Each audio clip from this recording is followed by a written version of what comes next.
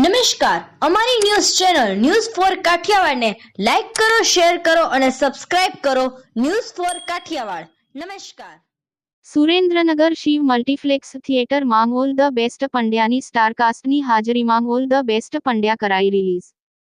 ફિલ્મને મળ્યો બહોળો પ્રતિસાદ. લોકોએ પોતાના પરિવાર સાથે નિહાળી ફિલ્મ. ફિલ્મના સ્ટારકાસ્ટની હાજરીમાં ફિલ્મ નિહાળી દર્શકો માંગ અનોખો ઉત્સાહ જોવા મળ્યો હતો. પ્રોડ્યુસર જીગર ચૌહાણ અને મલ્હાર ઠાકર અગાઉ પણ ઘણી ફિલ્મો સાથે કરી ચૂક્યા છે.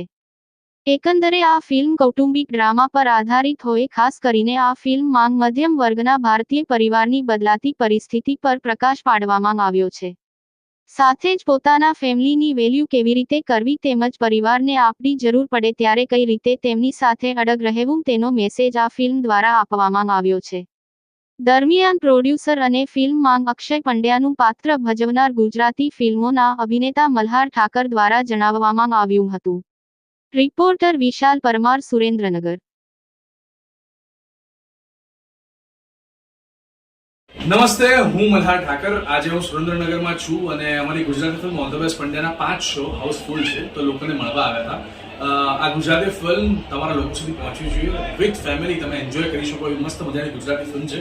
જ્યારે પણ હું ફિલ્મમાં આવું એટલે ઓફકોર્સ લોકોના મોઢે સ્માઇલ આપવી જોઈએ. એ સ્માઇલ 100% છે.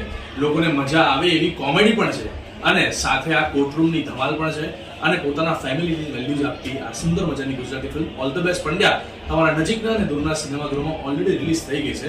તો ખાસ સમય કાઢી પોતાની ભાષા માટે 2 કલાક કાઢી ગુજરાતી ફિલ્મ જોજો. All the best Pandya. બહુ મજા આવશે. આ ટાઈમમાં બાપ દીકરાનો જે રિલેશનમાં ગેપ વધતો જાય છે, પણ આ પિક્ચર એવું છે કમબેક કરાવે છે કે બાપ દીકરાનું રિલેશન એ દુનિયાનું બેસ્ટમાં બેસ્ટ રિલેશન છે. બેકઅપ કહેવાય એને.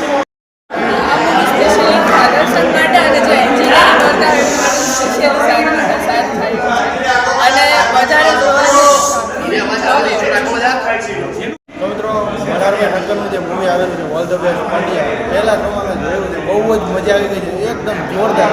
જે રોલમાં તમે ક્યાં સુધી મલ્હારભાઈને જોતા આવ્યો છો એના કરતાં કંઈક અલગ રોલમાં છે. એડવોકેટના રોલમાં તમને જોવા મળશે. આખા આખું મૂવી કોર્ટ રોલમાં તમને ધમાલ મજા આવી જાય.